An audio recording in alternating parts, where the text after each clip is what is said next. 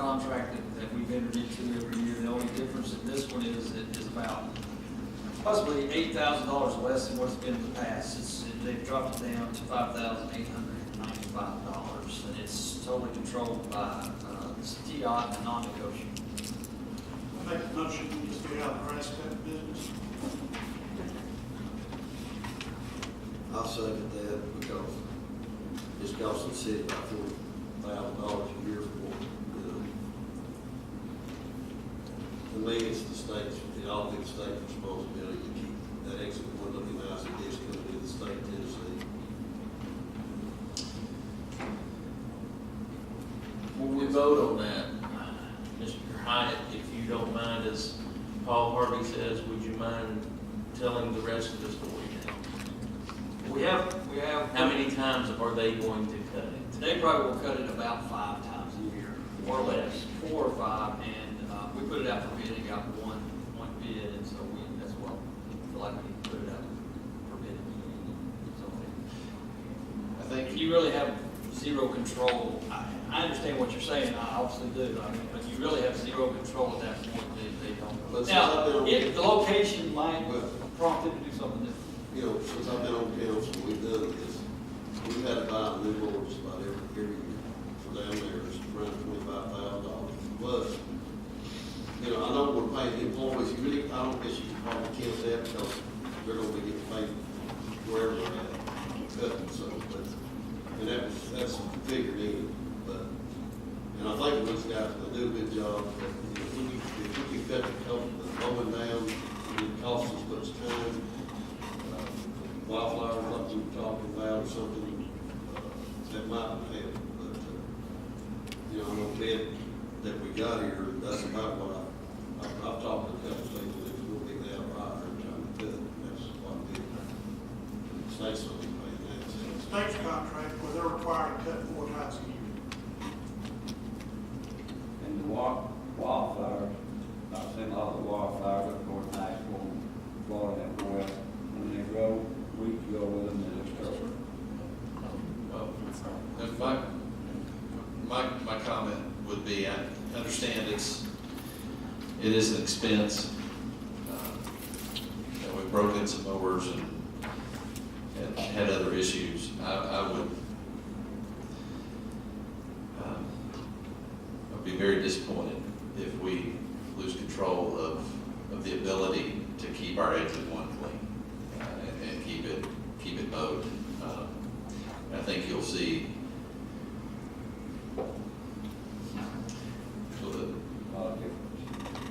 I think you'll see a big difference in the fact that it won't get mowed very regularly, and it just won't look very nice. And that's just my opinion. And like I said, I know we lose money on it. I understand that, but there are a lot of things we do for reasons other than money, other than making money. So are we going to put it back out to bid? Why don't we just, I'll take my motion back, put out bid, see where it goes there. I don't think we'll get it. why can't we not stay like this? How are we going to do the cut? And we would need to accept. We know what we it is. would need to accept this contract. Is there a time limit on this too? I would imagine it just had to be back on June 30th. We were asked to get it, we were asked to get it 2 weeks ago, and, you know, obviously, yeah, and obviously we said, you know, it's not something we can decide, so we just told we get it back to as quickly as possible.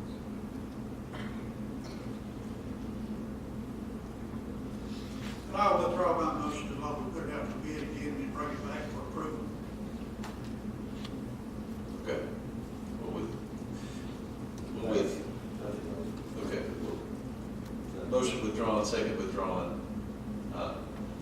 And we can entertain a motion to approve the contract from TDOT with the contingency that we're going to go get bids for subcontractors. whether we accept that bid, for somebody else to cut it, or we cut it. Because we accept this, I mean, send this back to them, we're telling them, we're gonna cut it, and we're gonna get somebody. Right. Yeah, we are obligated to cut it. We're all, yeah, Whatever it all costs. the way to, We're obligated to cut it 4 times a year, according to this. right, but to make it look nice, you're gonna have to cut it.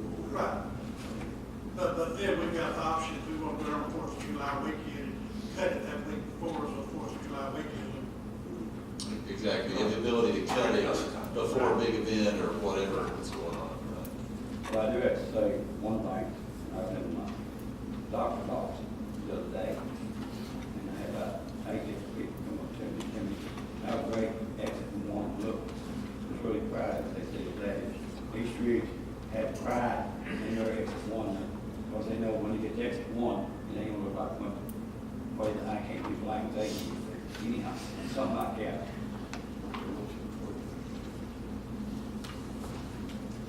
Make a motion to accept this bid here with the option that we are going to bid it out. Accept the contract with TDOT, right? Right. So- if we bid it out. We have a motion, do we have a second? Second. We have a second, any comments or questions?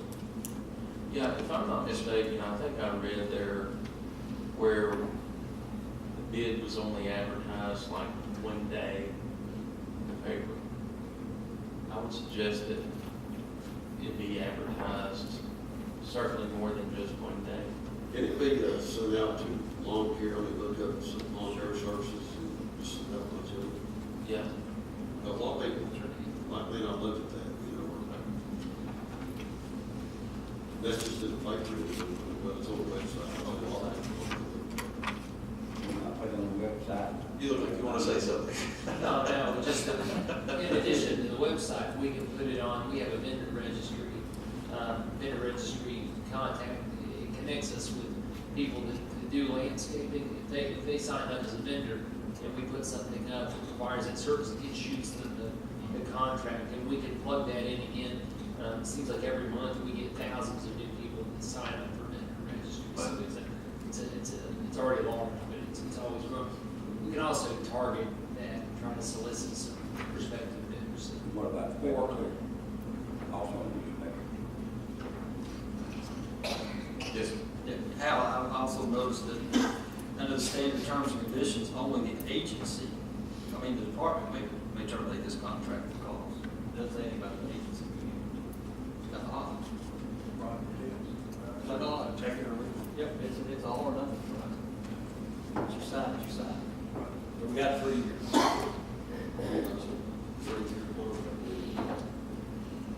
It's a good one. It's just What they over, Correct. did they over, cutting time, 4 times. used to be 10. 4 required, also cut. Right. July 1st, 15, June 30, 16. I noticed going up 153 yesterday, right where you get off at exit 4, off 75, hit 153, and there's a little flyover there. They were mowing out there, man, it was a hayfield. It was terrible. It was rough, so. And I hate to see ours get in that shape. All of us that work hard, and all the people out, our men, we got worked extra hard to get it looking good, done a great job. And I hate to see all the work we're down there. Appreciate that. All right, if we can have the roll call, please. Vice Mayor Bratton, Yes. Councilmember Cagle, Yes. Councilmember Manning, Yes. Councilmember Stoll, Yes. Mayor Lambert. Yes. And the last item is item E, fiscal year 2016 budget presentation. Thank you, Mayor, members of the council. The city would present the fiscal year 16 budget proposal. I'm going to very quickly just introduce it and highlight a couple of points, and then ask the city council if we could have a budget workshop on the 26th, so that we can get into this in more detail, and obviously give you time to look at it. We'd certainly like any recommendations, be able to answer any questions we can, give you the chance to decide what those are. The, as you know, fiscal year 15 was an investment year for East Ridge. In addition to the $4 million that we paid 75% of that to Bass Pro Shop at this point, we've still got $1 million to go. We've got a community development grant that we're taking online. We're going to announce that. I'll go ahead and announce that now. We're going to send out a press release tomorrow and start taking applications on Monday. I've got a short list of persons that have expressed interest. We're going to send applications to on Monday as promised. So we're excited about some of those investments. Police cars. We bought new police cars, new command vehicle for fire and police, and city services equipment. A lot of that, especially in terms of the capital fund, areas that have been neglected previously, and a lot of that need had built up over time. Something like it, JR9 and stuff. What we talk about when we talk about the budget is that need is built up over time. So this was clearly an investment year. I think to say going forward, I would propose that fiscal year 16 be a rebuild year, if you will. We have presented a very prudent budget. We have started kind of bare bones.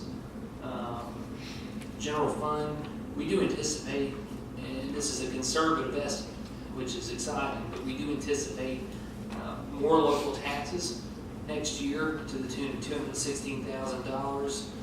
In terms of intergovernmental revenues, that'll stay almost constant. We estimate a small excess, but remain almost consistent. In terms of licenses and permits, we expect that to go up $70,000. And miscellaneous revenue, we anticipate that should go up should go down back to about $5,000. Again, it could change. Obviously, it's an estimate, but one we work really hard at. In the end, we do project that general fund revenues go up on the whole between fiscal year 15 and 16 to a tune of $282,000 more than this year. This year, we had projected that revenues were going to come in lower than fiscal year 14. So again, I'm glad that I'm sitting here as opposed to last year saying we anticipate revenues to be lower. Next year, we actually anticipate it to be high. And I think that's great for the city. I think since we're going to have a budget presentation, I'll not go through every department line item, but we have cut back. I'll take administration because I direct finance administration. The city manager obviously supervises the city reporter and HR director, but that department is a department I oversee. We're going to reduce that department's expenditures by $64,000.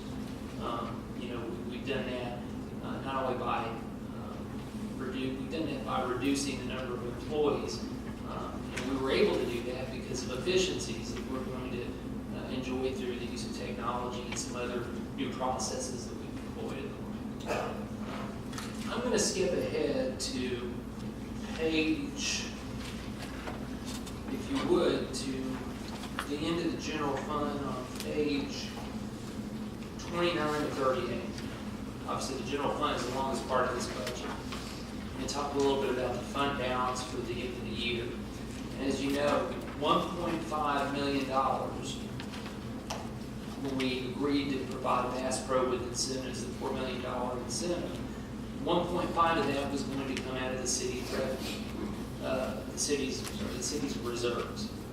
That's the reserves, the fund balance, that's the same thing. So the fund balance, the budgeted fund balance is in between the $1.5 million, and I should add, through the fiscal year, the budget has been amended due to health insurance increases and legal fees, in particular for the border region, which are reimbursable. That's gone up to $1.75 million decrease in reserves. Now, I don't anticipate, that's budget, I don't anticipate that amount will be that much coming out of our reserves. In fact, I would say when we spending comes in lower and we receive year-end revenues, which we receive into July, it will probably come in about, I'm going to make an estimate here, probably hang myself in the process, it will probably come in $100,000 better than that. I would like to see that, and that's what we're going to shoot for in terms of spending. We're going to try to keep that on track within the budget parameters so that we do come in at least $100,000 better than that. I think that's certainly a reasonable target, and that's what we're going to work towards. Again, I hope to do better. In fiscal year 16, again, we propose that spending is reduced by $2 million. Part of that is obviously we don't have the $1.5 million obligation to Bass Pro Shop again, and that leaves another $529,000. We're going to reduce spending for the fiscal year. The general fund usually being the biggest area of concern, I think, in each bridge. I wanted to talk a little bit about that first, and, as opposed to waiting and give you something to think about as we plan to meet Council Willing on the 26th. Yeah, I have no problem with the 26th. Everyone feel pretty good about the budget workshop on the 26th. What time? We can do that. Your committee. We can do that at 5:30 if you want to. Are you in nice? No, it's court night. On the 26th, are you in nice with that night? Get back in the training room. At 5:30 on Tuesday the 26th, if that works for everyone. Court will be going on here, but we can go to the training room. And I would like to add something.